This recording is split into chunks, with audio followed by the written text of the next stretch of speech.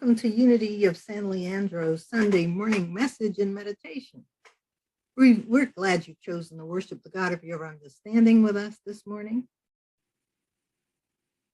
Unity is a positive path for spiritual living. We honor all paths to God and provide a philosophy that is spiritual, not religious, and love-based, not based in fear. I'm Reverend Diana McDaniel. I'm a Unity minister, and I'm here at home, set up for us to come together online to worship together. And we will be meeting in person on Palm Sunday, which is April 10th, and on Easter, April 17th.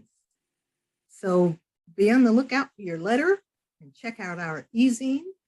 We will be meeting together at the San Leandro Senior Community Center at 12 noon on Palm Sunday, 12 noon on Easter. It'll be great to see each other. We have an opening prayer, and I invite you to let these words be your words. And I know many of you know this particular foundation statement that we use in Unity. So I invite you just to breathe and to know there is only one presence and one power in the universe and in our lives and in our affairs, God the good. And so it is. He just gives thanks that we're part of it and it's part of us. We're here in our state of California, and the state says now we don't have to prove that we've had our vaccinations or wear masks in mega events. However, we still are cautious. We still wash our hands. I still wear my mask. And we're continuing our goal to cultivate calm and release anxiety. And so for today, George McDaniel is not reading the Daily Word. I'm reading the Daily Word.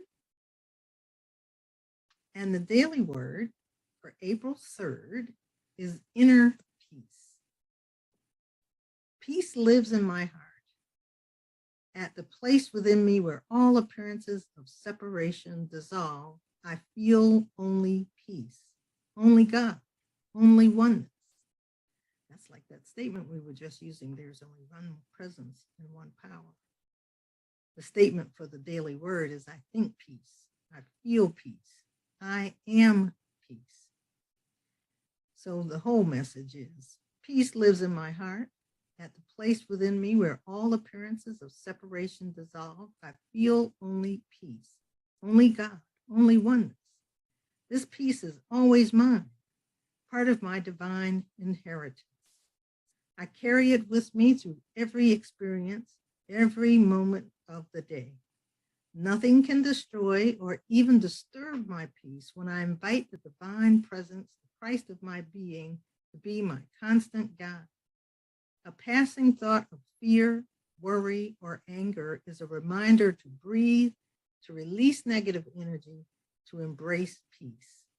I feel renewed when I meditate, enjoy a walk in a peaceful garden, or take a moment to appreciate natural beauty wherever I find it. My indwelling peace manifests all around me as beauty, harmony, and bliss. And the scripture reading is from Psalm 29, verse 11. May the Lord give strength to his people. May the Lord bless his people with peace. And so it is.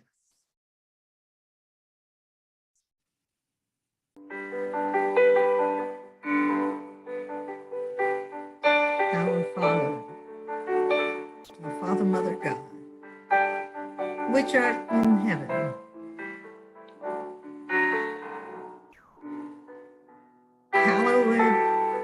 hallowed be thy name.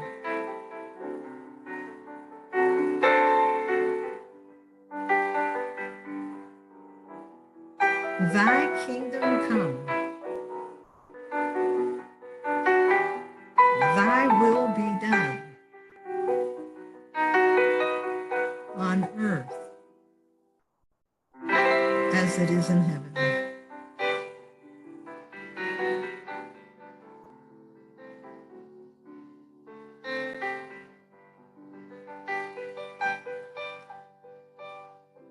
Give us this day our daily bread, and forgive us our debts, as we have also forgiven our debtors. And lead us not in temptation,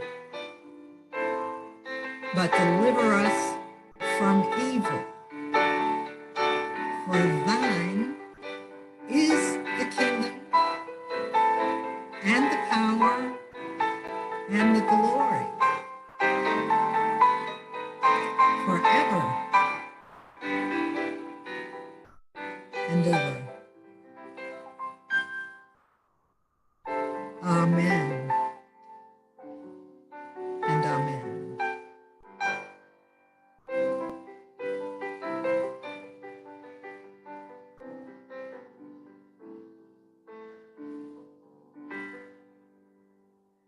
Mary plays that so beautifully.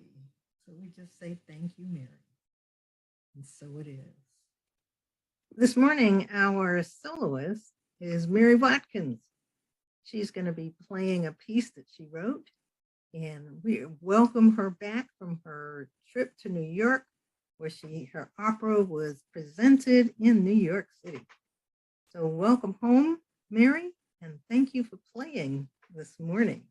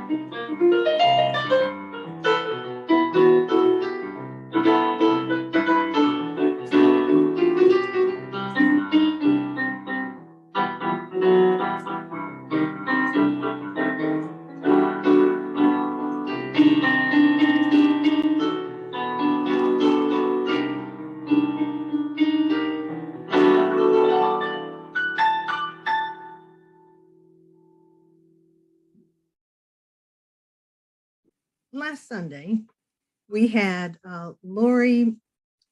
Patricia Keel, who spoke on exploring the parables, and she picked a parable. And this week, we have Lori McDaniel who's speaking. And turns out she decided she was going to speak on parables too. She picked exactly the same parable that Patricia did, Reverend Patricia Keel. And so anyway, it's interesting because you'll hear two different interpretations of this one parable. So I want to welcome Lori and say thank you for speaking this Sunday. And this is going to be good. Hi, everyone.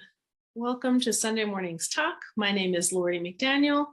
I am Reverend Diana McDaniel's oldest daughter, and I will be giving the talk today. So I'd like to invite you to just take a moment to just relax, settle into the moment, take a nice deep breath, and just kind of step into openness and being in the present moment and bringing some gratitude to whatever it is really a blessing in your life. So today I'm going to talk with you about the parable of the sower from the New Testament. Some of you may know that story. And we're going to talk about our evolutionary journey. You know, I love stories, and the parable of the sower is a wonderful story that can help us locate ourselves in this time of great change. So, isn't it lovely that spring is upon us? I myself have been returning to gardening after a really quiet fall and winter without much gardening. And isn't it interesting that world events are so raucous as spring is beginning to bloom all around us? It's kind of wild out there, isn't it, in the world? I've been feeling that we are collectively being given the opportunity to step out of our old selves and into our new selves, a new collective self that is more unified, more aware of our unity, and more intentionally based on love. And also a new self individually, as individuals, that is free of our old limiting beliefs and patterns about ourselves, about others, about life, right? Like, I think we're all being called to stare at ourselves a little bit and reflect on the patterns of anger or sadness, anxiety, maybe an unending longing, right? Whatever those patterns are for you, I think we're being asked to reflect on them and let them go. And whatever that is for you, for me, it feels like we're being invited by the universe to up-level and transform from the caterpillar of our past into the butterfly that wants to emerge. It's currently within us. So I want to tell you the story of the parable of the sower from the Bible. It's from Matthew 13. So Jesus was in a home, staying with people who were hosting him, and people came from all different, they heard where he was. And so suddenly there were all these people outside the house, and there were so many people that he went off on a boat sort of to the, so that he could speak to everyone from off the shore in the boat. And he began teaching, and he would speak in parables, and parables are stories. So he began teaching with the parable of the sower. And here it is. A farmer went out to sow his seed, to plant his seed. As he was scattering the seed, some fell along the path, and the birds came and ate it up. Some fell on rocky places where it did not have much soil. It sprang up quickly because the soil was shallow. But when the sun came, the plants were scorched, and they withered because they had no root. Other seed fell among thorns, which grew up and choked the plants. Still other seed fell on good soil, where it produced a crop 160 or 30 times what was sown. Whoever has ears, let them hear. So that is the story, the parable of the sower. What seeds are you sowing in your life right now? What is your soil like? Is it hard and shallow, like the first part of the story, in desperate need of water and sunlight? Or have you been giving your soil plenty of sunlight, water, compost, fertilizer? Have you been composting your old beliefs into forgiveness and light? What seeds have you been planting? You are the sower.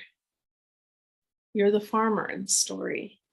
And the soil is your mind, your heart, your life. As a collective humanity, what seeds have we sown up until now? What have we been planting all of these millennia? And what seeds are we planting right now? So last year, I realized a lifelong dream to live in the mountains. And I bought a lovely little house that has a pretty good sized side yard and a backyard. And they were really overgrown with weeds when I moved in a year ago. And little by little, step by step, I've been making it look nicer, very slow steps. And this week was the week to clear out all the old junipers and any of the dead or dying trees. And all year, you can imagine, my backyard has been full of these very tall, like 5-foot dead junipers. They're dead, but they're kind of green, so they weren't like terrible to look at. They weren't just brown, but a few of them were just brown. And I would have to zigzag through them to water things that I was planting throughout the year. And then there were 2 fruit trees that were either dead or dying, even though they flower a little bit. I had been told by professionals, they really should be cut down. And I just kind of had hand wringing about it all year. I just couldn't let the trees go and just kind of wrung my hands about it and sort of fretted about it a bit throughout the year. And so this week was the week. And the tree service people came. They had their machines, they had their chainsaws, they were tree trimming, they got to work. And the dead junipers and dying trees were removed, along with several smaller trees that were very invasive. They're not pretty, they kind of take over the whole place. They don't support the life of the ecosystem of the garden, so I had those removed as well. And what was really amazing was, first of all, how fast and easy it was. I thought it was going to take them all day, and it took them like an hour and a half, which was amazing. And what was left behind was not only a beautiful pile of wood chips that I can use for mulch in the garden beds and as compost and for even decoration, but also this beautifully wide open backyard that is surrounded by trees and is just flowing with energy now. So you can imagine, no more zigzagging through the yard, no more having to worry about what to do about the fruit trees, and the energy can just flow. It's this wide open space of possibility now calling me to create what's next. And so now that all the past energy that wanted to be able to just die away, right, and be complete, is now gone. And it's so clear now when I look at the backyard in particular, where the hammock will go, where the flower beds can be planted, where to leave open space for vegetables. I couldn't see any of this with clarity until the dead and dying things from the past were cleared away, until I let them go, I had to let things go. And it feels great. I'm inspired and energized by the whole project. So, what in your life has come to an end and yet you're still hanging on? What was okay with you at one point and now you're just tolerating it, even though it's ready to be let go? Could be a relationship, could be a job. It could be about you and your habits and your inner world. Do you have old beliefs that just don't fit you about you anymore? Maybe one time in your life you weren't good with money, but maybe you've spent years becoming better with money, and now you actually are pretty darn good at managing it. But do you have an old story of criticism about yourself about it that doesn't let you up level and take those new risks, take on new projects, etc.? Right? And what about what about other habits that aren't just beliefs, but just literal habits? Maybe it's staying up too late or having a short temper with a roommate or a spouse or not turning in your work reports on time, even though you know this impacts other people. It's a habit to do stuff late or to arrive late. And maybe you have a habit of overgiving and saying yes to too many things. And it's in an attempt to have people like you instead of doing the growth work to love yourself completely from your head to your toes. So you're filling your own cup with love and you say yes to things that make you happy or make a difference, right? So just food for thought about what might be ready to die off and be let go. What was okay with us at one point as a collective humanity that is no longer okay and that we are just tolerating, like war. So I want to tell you the story of Acres of Diamonds. Maybe some of you have heard it. And to give you a little context, in my work as a transformational coach and a facilitator of transformative groups, I work with groups of people who are diving into looking at themselves and at their lives, at subjects like racism in some cases. I do anti-racism and healing racism work.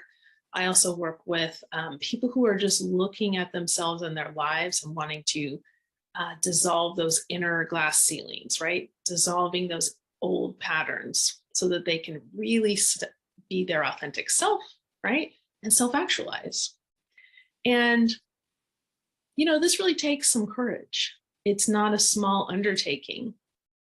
It's a beautiful and courageous endeavor to evolve oneself into an ever more authentic and brilliant version of yourself.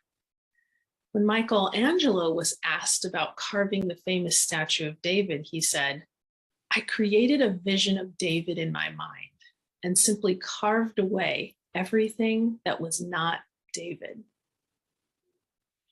And so, my beloved friends, it seems we are at a time in our world and as a collective humanity when we are carving away that which isn't us.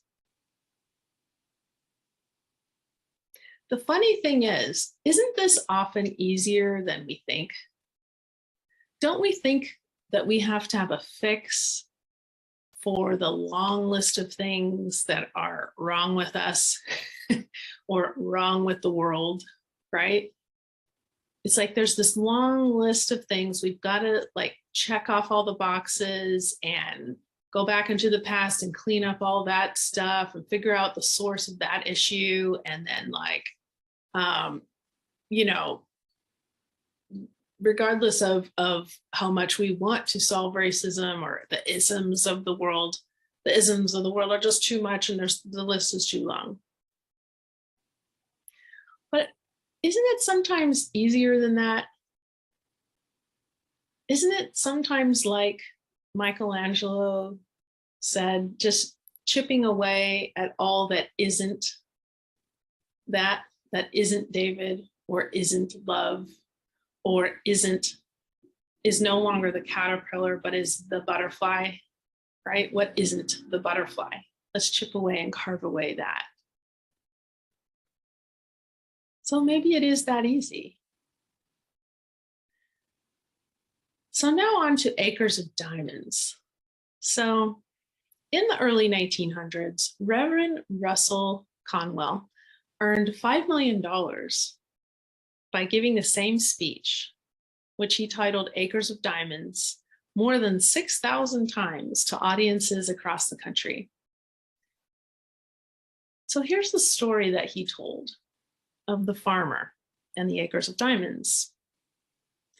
There was a farmer who sold his farm so he could travel overseas searching for diamonds. He searched high and low all around his farm, the lands around his farm. But after a lifetime of searching for diamonds, he returned home penniless. He traveled overseas even, right? And looked all around the lands. You can imagine this man going everywhere, looking everywhere, high and low. Have you seen diamonds? Where are the diamonds? Let me dig here. Let me dig there. Let me go to this country. Let me go to that country. But he ended up returning home penniless, having never found that treasure. In the meantime, the man who purchased the farm from the farmer noticed a sparkle in the stream running through the property.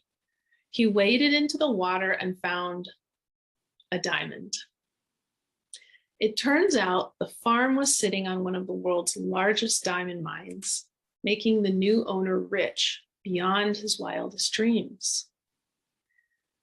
So the point of the speech and of the story is that you can find a fortune literally in your own backyard if you just take the time to look for it. And the conclusion of the talk is the Reverend telling listeners, your diamonds are not in far distant mountains or in yonder seas. They are in your own backyard if you but dig for them. Those things that you're hanging on to, even though their time is over, are like diamonds in your backyard. They're like the golden treasure you've been seeking in far off lands. You think you have to fix a long list of things about yourself or about the world. But what if every one of those things is an opportunity for growth, for transformation that turns into diamonds, golds? They are treasures unto themselves. When we turn and face the past and acknowledge what we have planted there, and we acknowledge how it has grown over the years, whether it be a lush and beautiful garden or tall and mighty oak trees, or perhaps we kind of went to sleep and there have been weeds that have come up, and we have some of our garden and our the garden of our life is well tended in some areas, and then we have these shadowy corners that are filled with weeds, right? We can acknowledge all of that with compassion and with love for self, right? Compassion for self, love for self. And then we can let it all go. We can let go of the weeds. I could let go of those dying trees. I could let go of the junipers, right? And have that wide open space of my new backyard open up to me. This is what it is to be in our own backyard, discovering the treasure that's right there. And also the treasure of who we really are, right? As we have these opportunities for growth that are presented to us and we do the growth, wow, don't we discover the treasure of who we really are? And how powerful we really are as creators. We can then step forward into the center of our destinies as the sowers of seeds of unimaginable beauty, abundance, and unity, both as individuals and as a collective. So I'll leave you with this. What shall we clear away and now plant together? Thank you, and infinite blessings of light be upon you all. Infinite blessings.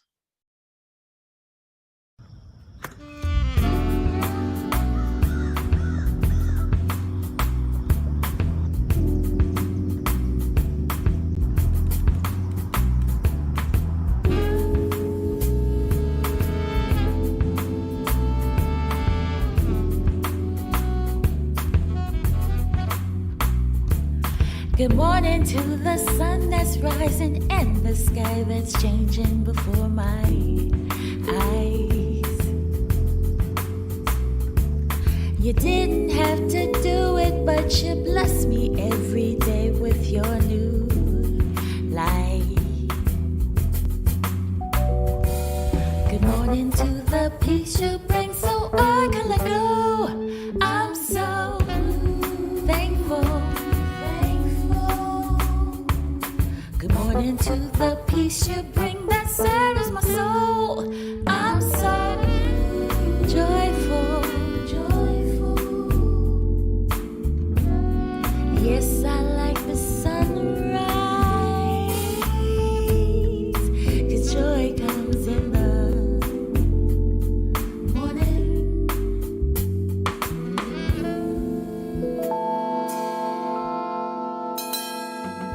Good morning to the flowers blooming. They show me how to rise with all my might. Yesterday was here, now gone, and the new day brings fresh ideas to my mind. Good morning to the peace you bring so I can let go. I'm so thankful. Good morning to the peace you bring that settles my soul. I'm so joyful.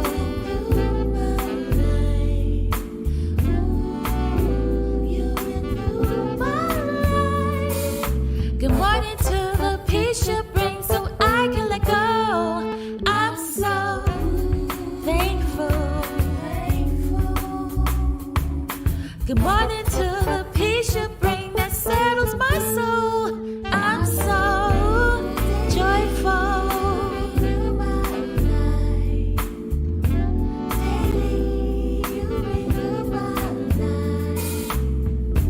Joy and peace run through my life. Daily you renew my life. Daily you renew my life. Daily you renew my life. Good morning.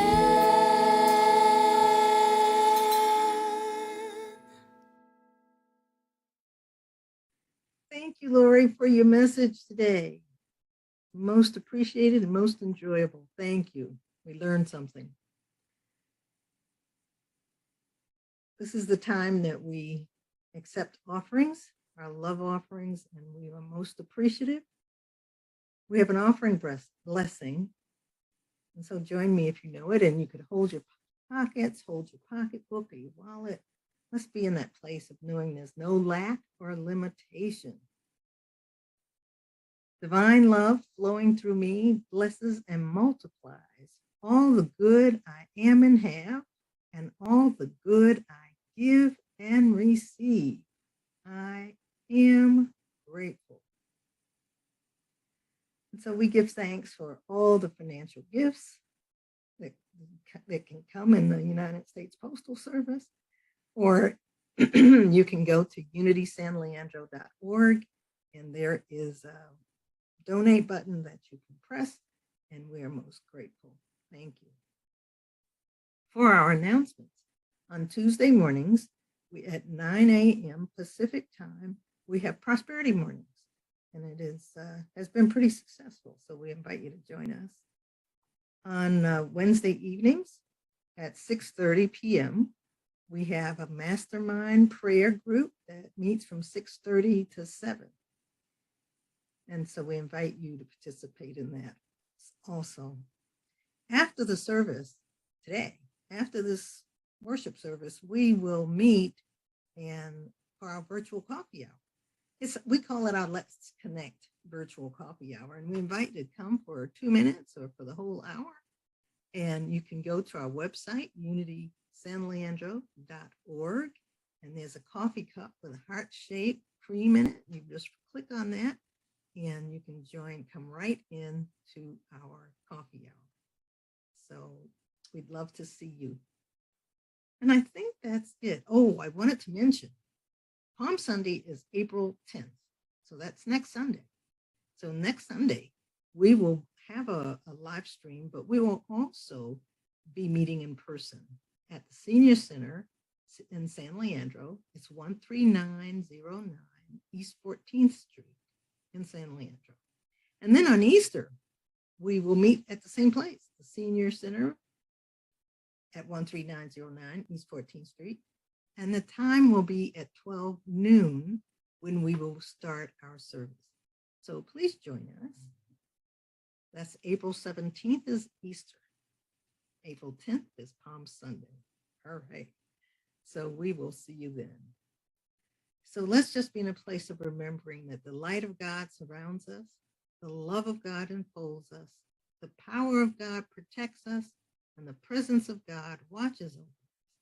Wherever we are, God is, and all is well. Have a great week.